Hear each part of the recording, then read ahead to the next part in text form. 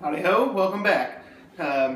So today we are going to go over how about some gel staining on these cabinets.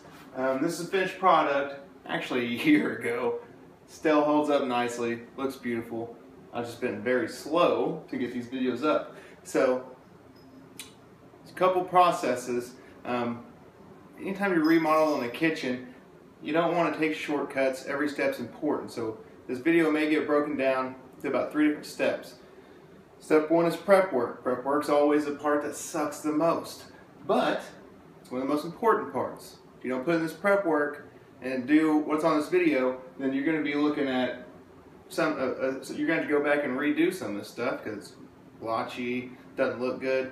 You follow these steps, it should look like a professional did it. Step 2 will be dropping down the gel stain, putting it down and applying it. And step 3, if anybody's interested, will be removing, I had front panel in here, removing these and putting some glass inserts and frosting them yourself. This is one of the best things I've done to this whole house. Kitchen, bang for buck, huge. You make a lot of money off the kitchen, that's what people love. I did all of this stuff to the cabinets for right around $100, maybe a little lower. $20 for gel stain, $20 for top coat of the gel stain. I think around 30 to 40 bucks for all the glass that's in here, which is a pretty excessive amount of glass. Got it from Lowe's, had them cut it, bam, easy. And then the frost, I got at an arts and crafts store for, I think it was like 10, 15 bucks. You know, add in your supplies like paintbrush or rag or sand, paper, right around $100. You just can't beat that. I mean, you're putting so much value into your home with this. So it's a great thing to do. You just got to follow the steps. Prep work important. How you apply the gel stain important. You do it. You show patience. And within a few days, maybe a week, you're going to have a brand new kitchen that looks damn good. So let's get to work. Alright, first thing, and it's really the part that sucks balls, and it's no fun really. Probably the worst part of this whole damn thing. I started out and I went through and put some wood filler on if I had any nail holes, I went ahead and put wood filler on it just to be safe, just for the hell of it. The next thing you want to do, you're going to want to clean out your cabinets. We're drinkers around here, as you can tell. And whenever you remove, you're going to want to remove your doors and all the hardware, not wood, retard. And I actually label it also, so I'll go through, you know, so you don't get confused by all these doors. I'd label all of them somewhat, you know, abbreviations or something, or organize them somehow so you don't get them all messed up and lost. And then what you want to do, I'll probably go through and wipe it. You know, you probably use soap water, clean it off a little bit if they're all dirty. Just kind of go over and clean it if you can. And then you're going to want to sand it. I'm going to use a sanding block. You really don't have to go over it heavy with this gel stain that we're going to use. It's just simply lightly go over it. Really, if your hand's hurting, then you're going way too hard, to be honest with you. So just lightly go over it, scuff it up a little bit. That way you can, it'll give the gel stain something to adhere to. And this is what we use. General Finishes Java. It's a dark one. They make different colors, but I want to go dark in here with my lighter countertops I scat. So remove hardware, remove doors, label them, clean out your cabinets. Don't be stupid. And clean, sand, and then probably go over and clean them again to get all the dust off of it. All right. So what I'm going to do here is fill some holes on my cabinets. I'm using this. Come on now, shade. Some wood filler from 3M. Got it at Lowe's. We're gonna clean all these off here in a little bit, but I'm gonna fill my holes for my doorknob and stuff. So there we are. They say to use some wood putty or a little putty knife. Come down on it and such, and get it in that hole.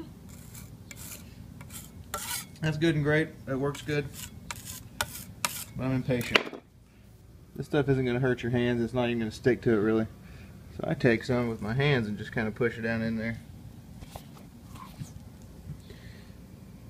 I do this because I'm a rebel and I don't listen to instructions.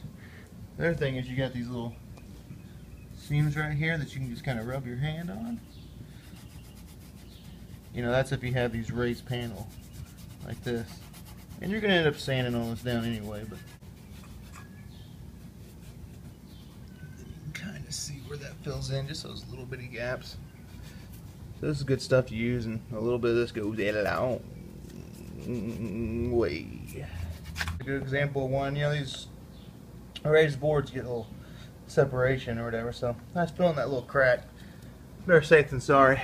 We'll do that to all of these. Another good thing about this stuff is that it dries pretty quick, at least to where you can flip over, and so flip it over and do the other side. Kind of see in there how far up that's gone, so flip it over and push in the other side so they kind of meet in the middle, and do the other side of them if you want to fill these in.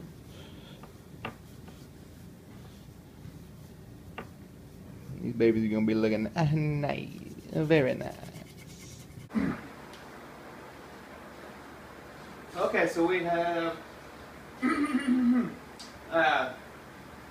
took off all the doors, as you maybe see, and I cleaned, sanded, cleaned again. What I did use was, I took out the trash. A little sanding block works well when you sand this. And to clean it, I even, I used soap and water, and then I went back over with these to make sure they're all good. So I mean, my arm didn't ever hurt when I was sanding, just light and easy. And just how you treat a lady, be gentle. Next thing you do, we're going to kick off this. Now there's two ways you can do it. Some people, first off, you always want to use gloves, because this shit can get messy. So be smart. Use some gloves when you use this stuff. I use foam brushes. Some people use just a men's sock or a sock or something and wipe it on. I use foam brushes. The key is be very light. Very light. Another thing some people do is they'll put it on with the brushes, wipe it off.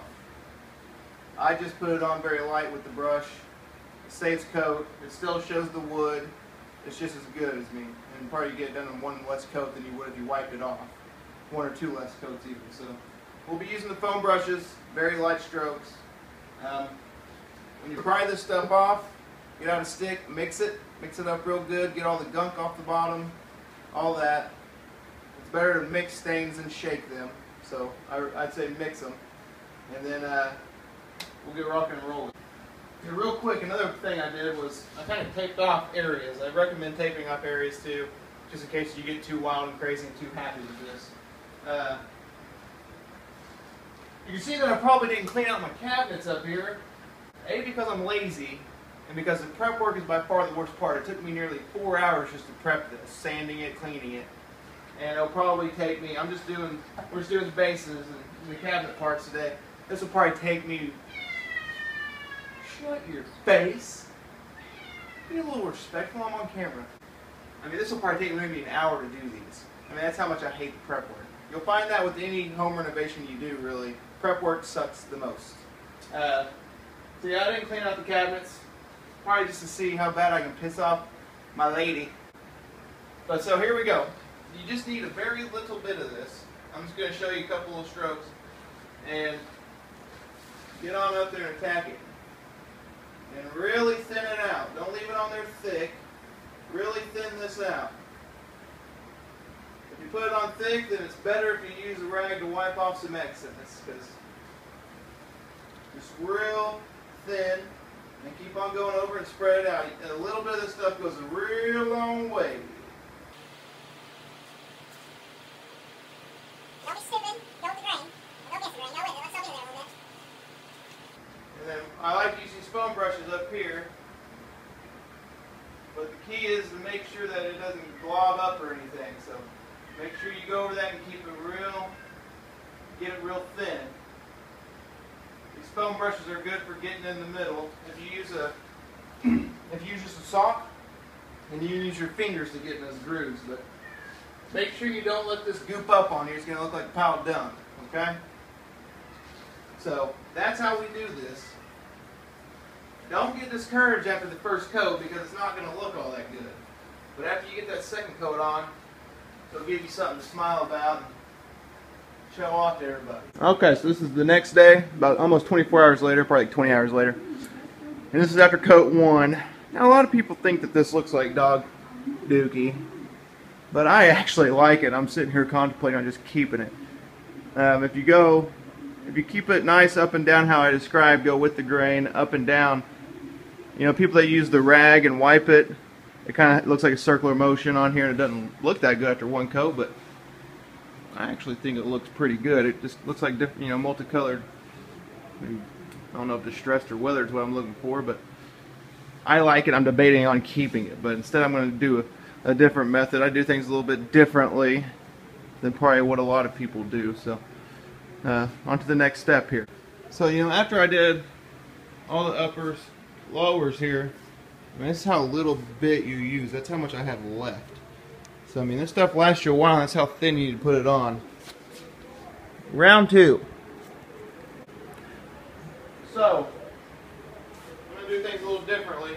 I'm going to put this on a little thicker this time. Really bat this in there and try to get it in. And I'm going to wipe it off uniformly with the grain. So, pretty good amount this time.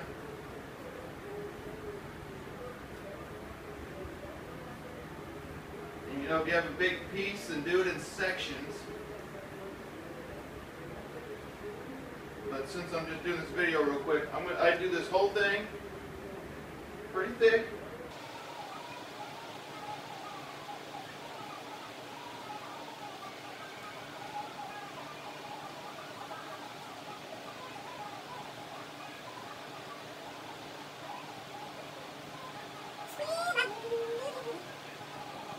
It's on there pretty quick, pretty good. And I fold this up to where it's pretty even. And then just a little bit of pressure, not a lot of pressure. Come down, go down with the grain of the wood.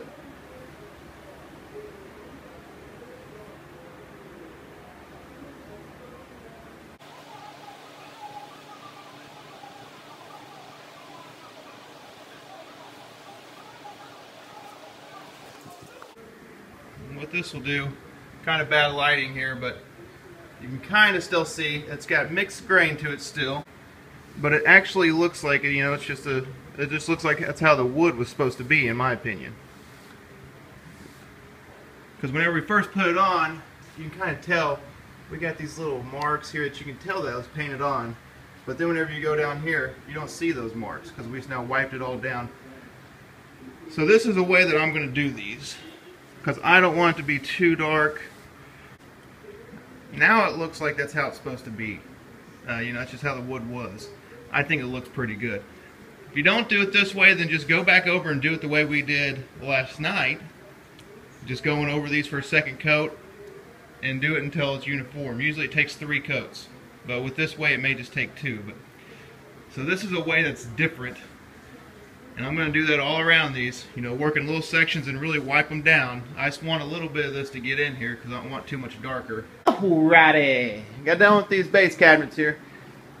So again, what I did was just take the brush, go over it pretty generous amount, and then I went over it pretty lightly with a cloth with the grain. So up and down real straight, up and down real straight. This one's different, so when across you can kind of see, gives it a little variation.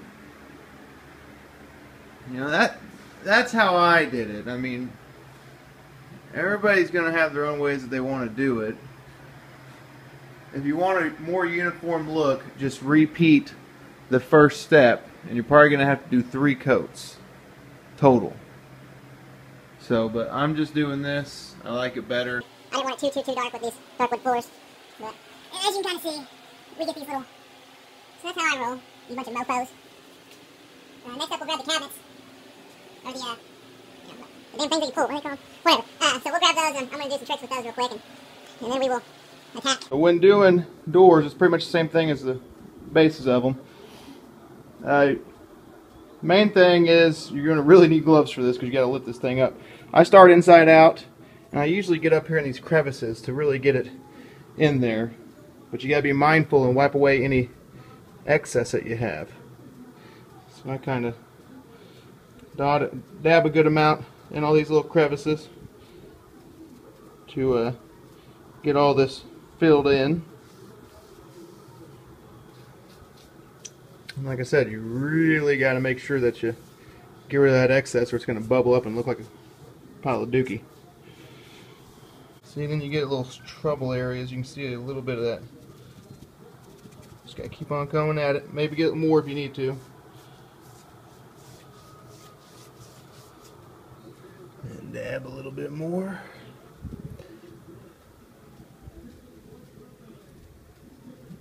Really try to get it in those crevices. Some people go outside in, I work inside out. Just because I really want to make sure I get this part done. Because you're going to have stubborn areas that can get older cabinets like me. So you're going to do that. And like I said, whenever you get done getting all those crevices, make sure. And of course I always go with the grain. Make sure you get any of that excess out of there.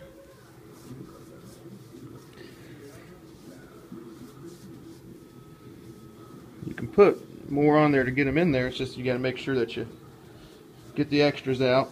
And then whenever you're done, I go do the whole front, and you're going to have to lift up.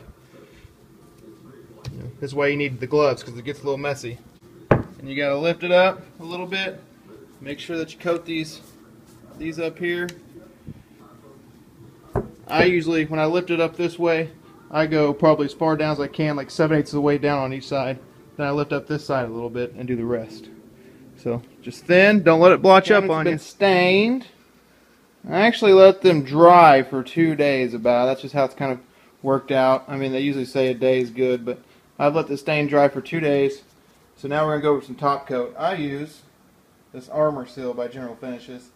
It seems like all the quote-unquote professionals there think that this is the best stuff. They also have a gel top coat that's good, I suppose, but I use this, and I use satin. I recommend satin as opposed to gloss or semi-gloss because the stuff's still going to shine pretty good with the satin, and semi-gloss might be too much. So, nice little clean rag that we're about to dirty up. And this stuff's simple. You don't need a paintbrush or anything, just dip your rag in here. We can just wipe it on. Don't put pressure on it. Just wipe it on.